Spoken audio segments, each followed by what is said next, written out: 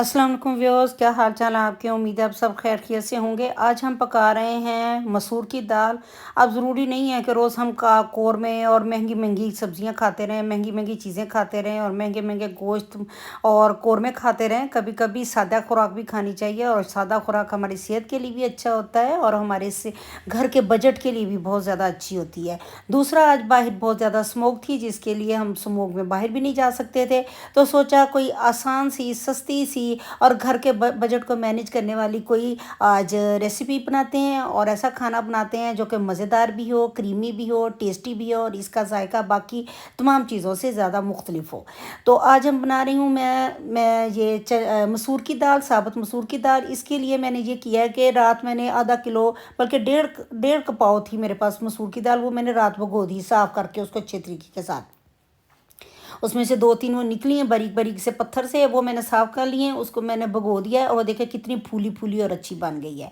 अब मैंने उसमें डाला है 1 चम्मच कुटी हुई लाल मिर्च, 1 चम्मच पिसी हुई लाल मिर्च, आधा चम्मच हल्दी, 1 चम्मच पौना चम्मच बल्कि नमक का, और 3 इसमें मेन इसमें इंग्रेडिएंट्स मेरे जो होते हैं दालों में, हमेशा मैं आलू बुखारा डालती हूँ। 3 गुठलियाँ आलू बुखारे की डाली हैं और एक आधा किलो से ज़्यादा, तकरीबन पौना किलो मैंने इसमें पानी डाला है।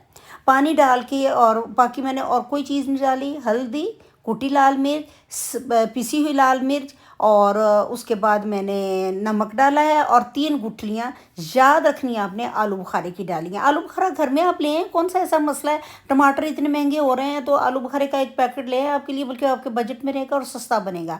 अब ये देखिए, दाल में मैंने पानी बहुत थोड़ा डाला था और उसको चूँकि वो रात की भीगी हुई थी वो मैंने बनाई है। तो देखिए किस तरीके के सादा सादा सी खिली खिली सी दाल है, लेकिन वो बहुत गली हुई है। अब मेरा ये बिल्कुल मुख्तलिफ तरीका है बाकी लोगों से, ये ज़रूर याद रखिएगा। और इस तरीके से अगर आप दाल बनाएंगे तो आपको उसका टेस्ट इतना इतना मज़ेदार लगेगा कि आप मुर्ग मुसल्लम को भूल जाएंगे। अब मैंने एक कढ़ाई ली है, उसमें मैंने दरमियाने साइज़ का एक प्याज लिया है, वो मैंने रफली सा काट लिया और उसमें 1.5 चम्मच जो खाने वाला नहीं, सालन बनाने वाला जो चम्मच होता है बड़ा, वो मैंने 1.5 चम्मच जो है वो मैंने डाल दिया ऑयल का। डालने के बाद मैंने इसको, प्याज को मैंने रख दिया है हल्का ब्राउन होने के लिए। 2-3 दफ़ा इसको मैंने चलाया है और उसके बाद मैंने सोचा कि चले चावल भिगो लेते हैं साथ। आज मेरा इरादा था कि इसके साथ हम बनाएंगे तड़के वाले चावल। तड़का हम प्याज का भी लगा सकते हैं, ज़ीरे का भी लगा सकते हैं, तो इस दाल के साथ चावल अच्छे ही लगेंगे। साथ हम बना लेंगे सलाद। तो ये हो गया हमारा ये सारा। अब ये जो है वो हो रहा था, ब्राउन हो रहा था, तो इसी देर में मैंने चावल भिगो लिए हैं। अब जब ब्राउन हो गया, देखिए इस किस्म का ब्राउन होना चाहिए। और जब इस तरह का ब्राउन होगा तो इसमें मैंने एक काम करना है, क्योंकि मेरी दाल जो है ये खड़ी खड़ी सी है, बहुत ज़्यादा गली हुई है लेकिन खड़ी खड़ी सी है, इसको मैंने भूनना है। अगर हम काले चने बनाएंगे तो वो भी हम इसी तरह बनाएंगे। इसके अंदर मेरा पानी नहीं रहा। अगर आपके अंदर कोई ज़रा ज़रा थोड़ा सा पानी रह जाता है तो पानी को छान के अलहदा कर लें, वो हम ग्रेवी के तौर पर उसको इस्तेमाल कर लेंगे। चने भी जब हम बनाते हैं तो वो भी इसी तरह, उसको हम चनों को डाल के इस तरह भूनते हैं और उसकी जो पानी है वो अलहदा निकाल के रख लेते हैं। जब वो इसमें बाद में इसमें डालते हैं तो वो ग्रेवी के तौर पर इस्तेमाल होते हैं, तो पानी जो इस्तेमाल होता है। अब मैंने इसको अच्छे तरीके के साथ, देखें हल्की फ्लेम मैंने कर दिया, तेज़ फ्लेम नहीं की। और हमें वैसे भी जब भी हम सब्ज़ी बनाते हैं, खाना बनाते हैं, अगर तेज़ आंच पे पकाएंगे तो बिल्कुल भी टेस्टी नहीं बनेगा। आप ये आजमा के देख लें कि जब भी आप तसल्ली के साथ हल्की फ्लेम के साथ खाना बनाएंगे, आपका खाना हमेशा मज़ेदार और अच्छा बनेगा और लाजवाब बनेगा। अब मैंने हल्की फ्लेम पे उसको मैंने रख दिया। थोड़ी थोड़ी देर बाद मैं उसको चलाती रही हूँ। अब वो देखें, ना वो बिल्कुल टूटी है दाल, ना वो ख़राब हुई है, बल्कि प्याज जो है वो बिल्कुल उसके अंदर घुल मिल से गए हैं।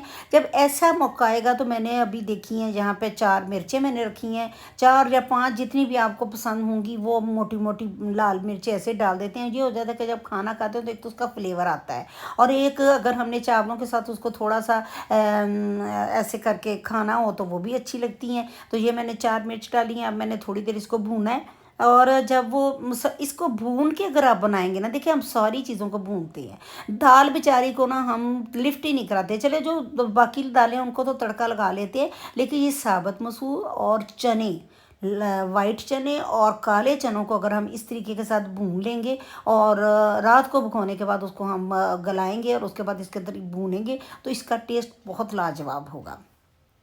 अब वो देखिए मिर्चें भी उसमें थोड़ी सी भुन गई हैं। अब वो जब इस तरीके के साथ भुन गई हैं तो अब मैंने आपने देखा होगा मैंने जो तमाम उनके इंग्रेडिएंट साइड पे रखे हुए थे उसमें मैंने एक गिलास दूध का रखा था। और दूध वो है वो थिक हो गया हुआ है, गर्म हो के ना बार बार मैंने 3-4 दफ़ा उसको गर्म किया है, उसको बॉयल दिया है, तो वो काफ़ी थिक हो गया है। तो वो वाला जो दूध है वो एक गिलास है, अगर आपके पास थिक नहीं है तो आप उसके 2 गिलास भी कर सकती हैं। अब वो दूध जो है वो मैंने इसमें डालना है। तकरीबन ये दूध हो जाएगा, ये वाला 1.5 गिलास मैंने डालना है। उससे पहले मैं लगाऊंगी तड़का। अब मैं तड़का हमेशा इस मग्गे में लगाती हूँ, असल में लोग फ्राई पैन में लगाते हैं। रीज़न ये है कि फ्राई पैन में वो जो आग का ऐसे करके झोंका सा लगता है ना, वो उसके साथ जो उसके अंदर स्टीम का मज़ा आता है वो नहीं आता। तो मैं हमेशा इस मग के अंदर, इसको मैंने धोया है तो वो थोड़ा सा ना पानी था, इसके लिए मैंने इसको खुश्क कर लिया है। अब मैंने थोड़ा, बहुत ज़्यादा ऑयल नहीं डाला क्योंकि मैं उधर ऑयल डाल चुकी हूँ, थोड़ा सा ऑयल डाला है। ऑयल गर्म करने के बाद मैंने, ये होता है कि मैं हमेशा लहसुन जो होता है वो मैं तड़का लगाने के लिए हाथ के साथ लहसुन जो है वो मैं मोटा मोटा काट लेती हूँ। 1 चम्मच मैंने अदरक लहसुन का पेस्ट जब मैं बना रही थी, दाल को बॉयल करने के लिए रखा था, ये याद रखिएगा, मैं भूल गई आपको बताना। और लेकिन आपने देखा होगा मैंने उसमें अदरक लहसुन का पेस्ट, मोटा मोटा कूटा हुआ लहसुन अदरक का पेस्ट डाला था जब मैंने दाल भगोने लगी थी या दाल बॉयल करने के लिए लगी रखी थी।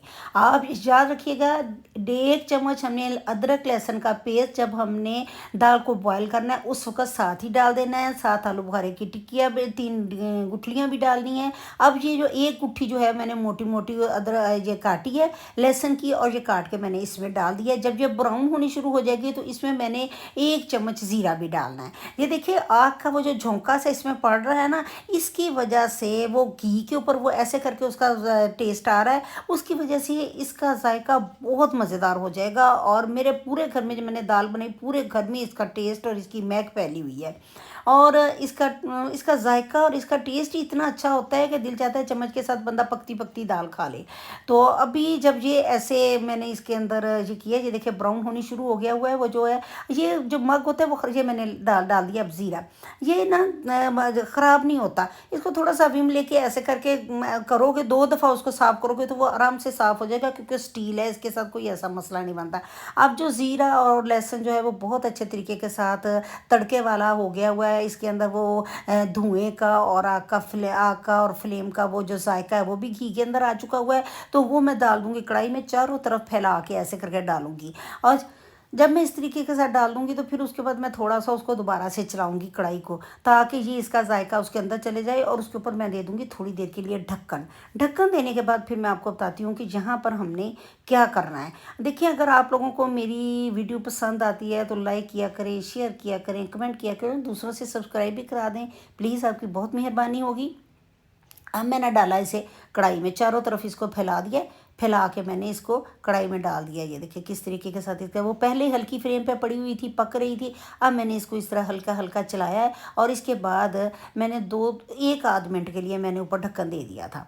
अब ढक्कन मैंने दोबारा से जब उठाना है, उठाने के बाद इस पर मैं डालूँगी वही, ये मैंने अभी यहाँ पे गरम मसाला डाल दिए, ½ चम्मच गरम मसाला मैंने घर में पीसा हुआ होता है, हमेशा गरम मसाला मैं पीस के रखती हूँ।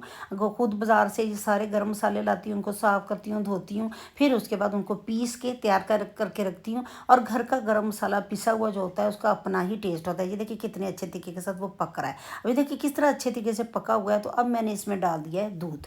दूध डालने के बाद मैंने इसकी फ्लेम कर देनी है हल्की, और मैंने खुद चावलों का काम करना है, इसके पास ही रहना है, इधर उधर नहीं जाना। तो उसके बाद मैं इसको पकने के लिए हल्की फ्लेम पर रख देना है। और दूसरी तरफ मैं बनाऊंगी चावल। अभी आप देखिएगा जब ये इस तरीके के साथ बन जाएगा, देखिए इतनी क्रीमी, इतनी मज़ेदार। अगर आपके पास दूध नहीं है आप क्रीम का पैकेट भी डाल सकते हैं वैसे तो, लेकिन उसमें ये है कि उसमें फिर दाल को हमें ज़्यादा गलाना पड़ेगा। तो ये मैंने हल्की आंच पर उसके रख दिया। अब मुझे देखिए बन चुका हुआ है, ये देखिए ये बन गई है हमारी दाल, मलका मसूर दाल। आपने शायद ऐसी ज़िंदगी में नहीं खाई होगी जैसी ये दाल होगी। एक दफ़ा आप ज़रूर मेरे वाले तरीके से पकाएं, आपको बहुत ज़्यादा टेस्टी और मज़ेदार लगेगी। और आप बाकी वो जो आप खाते हैं ना कौरमे, कीमे और कढ़ाइयाँ, उनको भूल जाएंगे। और इस पे मैंने अब डाल देना है धनिया, धनिया डालने के बाद उसको थोड़ा सा चलाऊंगी। अब मुझे इसके ऊपर अदरक की काशें बहुत अच्छी लगती हैं, मैं अलहदा से डाल लूँगी, मेरा बेटा उसको नहीं पसंद करता। तो इसको मैं ऐसे ही डाल के अब साथ उसके चावल जो हैं वो मैंने रखने हैं। वो खाएंगे चावल, सलाद और दाल।